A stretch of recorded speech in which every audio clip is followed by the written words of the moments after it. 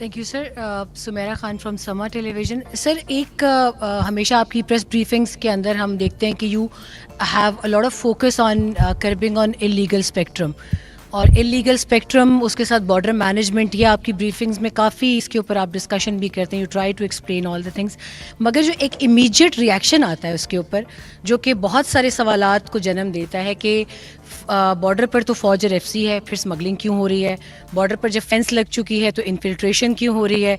और ईरानी खाम तेल हो, ब्रांडेड सिगरेट्स हो, पेट्रोल हो, ड्रग्स हो, जो भी हो, तो अगर ये बॉर्डर से ही हो रहा है और इसका रास्ता इलीगल स्पेक्ट्रम के लिए खुल रहा है, तो फिर इसमें फ़ौज का, फेंस का क्या किरदार रह जाता है? मैं चाहूँगी इस पर भी आप अपना रद्द अमल दें, और सबसे बड़ी चीज़ ये क्लियर कर दें कि इलीगल स्पेक्ट्रम से के हवाले से सबसे बड़ी मुखालफत आपको ख़ुद क्या लगता है कि इस जानिब से, किन क्वार्टर्स की जानिब से आ रही है? बहुत शुक्रिया। ठीक, I think you are in talking in context of a last briefing that we had, जहाँ पे हमने लीगल स्पेक्ट्रम की बात की और किस तरह ये लीगल स्पेक्ट्रम जो अरबों रुपया गैर कानूनी का सरपरस्ती करता है उस क्रिमिनल माफिया की और दहशतगर्दी की। और इस पे ये जो कन्फ्यूजन है कि अगर बॉर्डर पे फेंस है लगा हुआ है और फौज लगी हुई है, तो फिर ये कैसे लीगल स्पेक्ट्रम ऑपरेट कर रहा है? तो दैट मीन्स कि समहाउ शायद फौज जो सी है इसकी इजाज़त देती है या इसकी सरपरस्ती करती है। देखिए ये इसमें, and you talked about the Iranian तेल, उसकी आपने बात की कि वो क्यों आता है। ये कॉम्प्लेक्स इशू है। इसको पहले लेट्स टॉक अबाउट दिस जो इशू है आपका तेल का, या ये बाकी आपने बात की, then will talk about fence. और इसको समझना आई थिंक ज़रूरी है। ये जो बलूचिस्तान के इलाके हैं जो मुतसिल हैं इसके साथ, ईरान के साथ,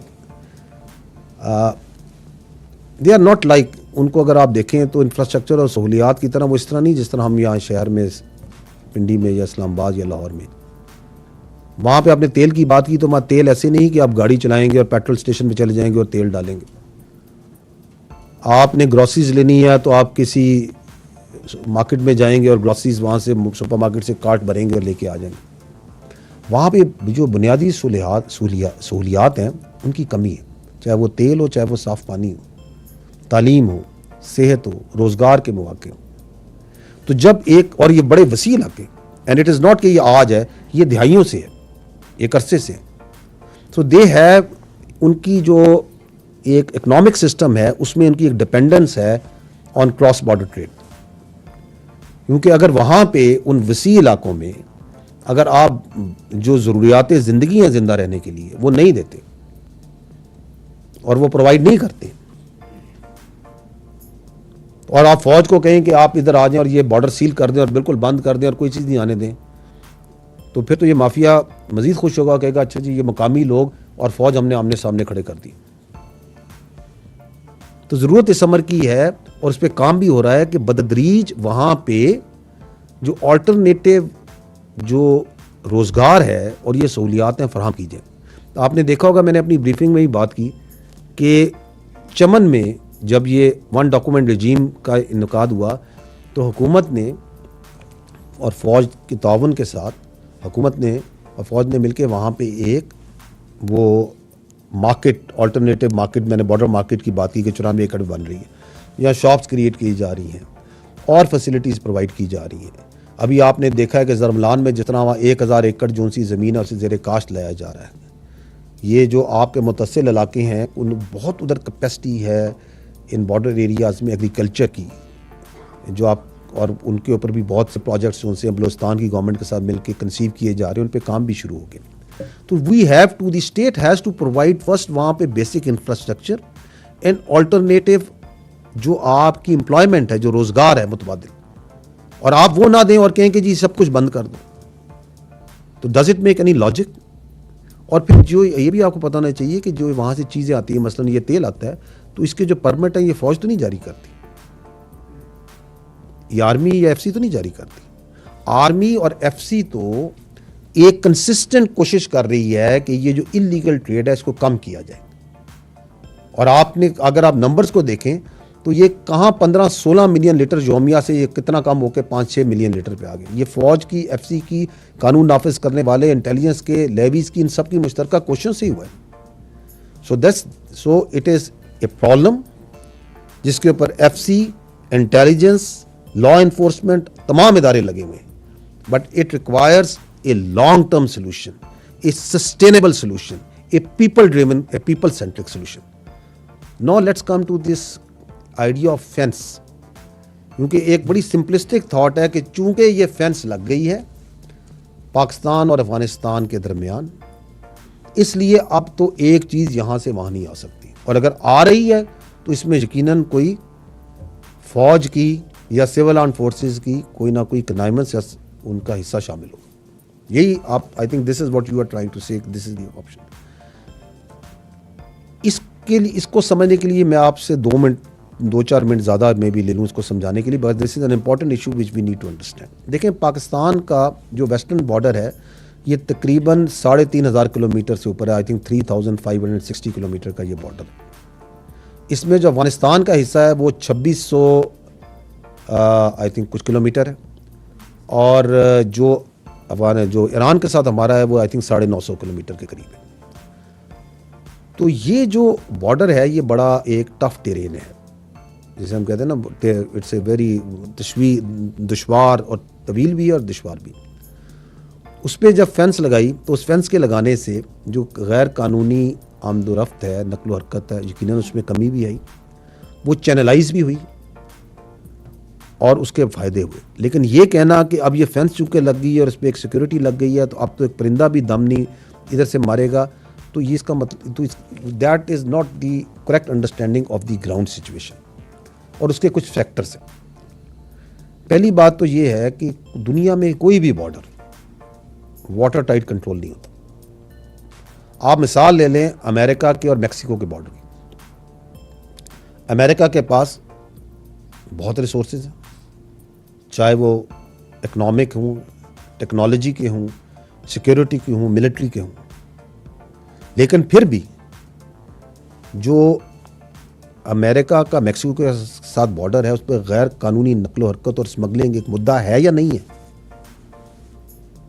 इसके मुकाबले में आप पाकिस्तान अफगानिस्तान का बॉर्डर देखें, मैंने आपको बताया कि वेरी टफ टेरेन, और हमारे पास तो ना वो इकोनॉमिक रिसोर्सेज है, ना उतना पैसा है, ना वो टेक्नोलॉजी है, ना हम कोई क्लेम करते हैं कि हमारे सैटेलाइट ऊपर से एक सुई भी देख लेते हैं जो हरकत कर रही होती है, ना उस तरह हमारे ड्रोन्स फिर रहे हैं पूरे इलाकों में, ना हमारे पास उस तरह की बाकी जो रिसोर्सेज होते हैं वो मौजूद है.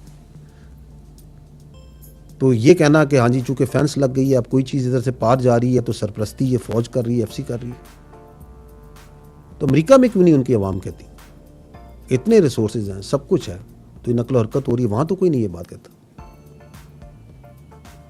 क्योंकि वहाँ कोई झूठा प्रोपेगेंडा, इस तरह का फेक न्यूज़ प्रोपेगेंडा जो एक सिस्टमेटिक तरीके से किया जा रहा है वो उसकी ना इजाज़त देते ना वहाँ कोई करता है.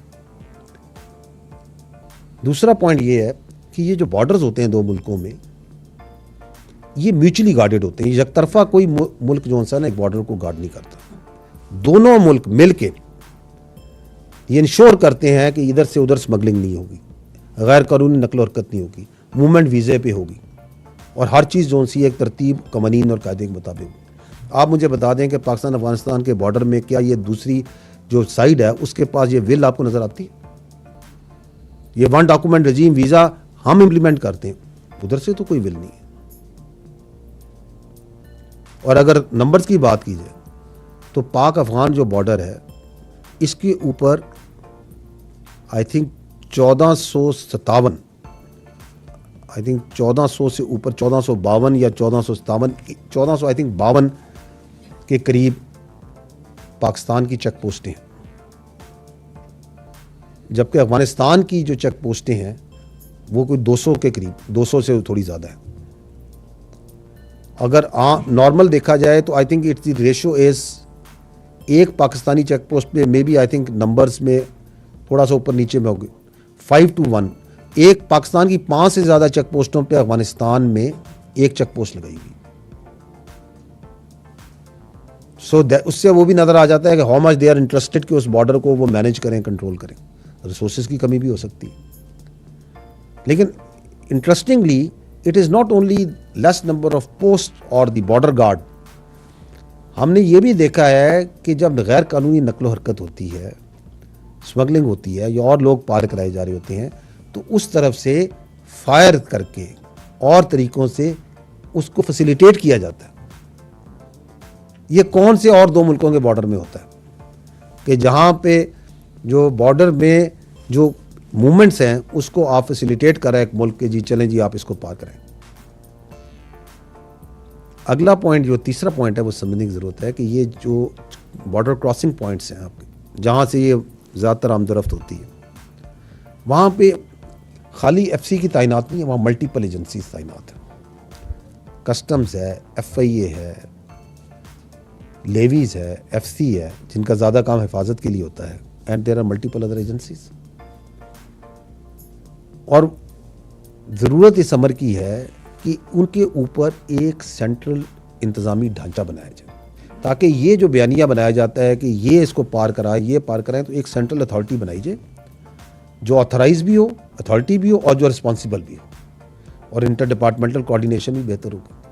और चूंकि यहाँ पे बहुत अफगानी भी हैं और नकलो हरकत भी बहुत ज़्यादा है, अफगानिस्तान एक लैंडलॉर्ड कंट्री भी है, उसका भी स्ट्रेस है इन बॉर्डर क्रॉसिंग्स पे, तो देयर इज़ ए नीड कि यहाँ पे जो रिसोर्सेज हैं बढ़ाए जाएँ, ताकि जिस स्पीड के साथ वहाँ पे मूवमेंट होनी है उसका जो टेक्निकल स्कैनिंग का इक्विपमेंट है बढ़ाया जाए। और इस सिलसिले में जो आपकी हुकूमत है वो इस पर बड़ी सीरियसली इस पर काम कर रही है, ताकि जो सा सिस्टम को ज़्यादा इफेक्टिव और ज़्यादा एक सेंट्रल अथॉरिटी के नीचे लाया जाए।